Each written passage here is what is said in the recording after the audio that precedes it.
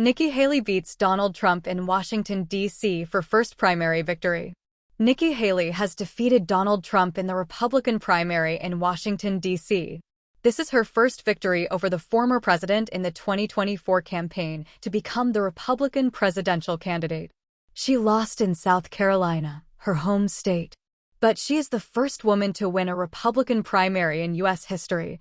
Mr. Trump, however, has a huge lead over Ms. Haley and is likely to face Joe Biden in the November election.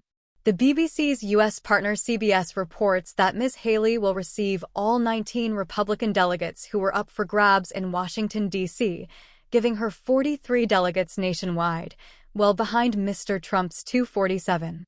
Ms. Haley, a former U.S. ambassador to the UN, won 62.9% of the vote, to Mr. Trump's 33.2%. It is seen as a largely symbolic win, as the capital is a heavily Democrat-leaning jurisdiction, with only about 23,000 registered Republicans in the city. Local party officials said 2,035 Republicans participated in the primary, The Washington Post reported.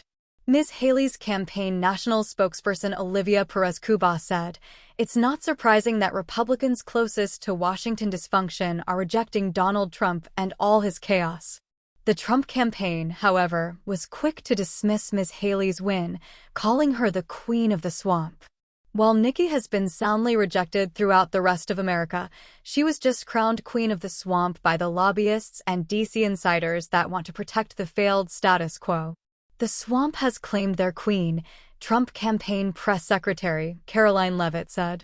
Mr. Trump has dominated every state primary or caucus so far in the Republican campaign and is poised to win more delegates this week, on Super Tuesday, when voters in 15 states and one U.S. territory will nominate their candidate.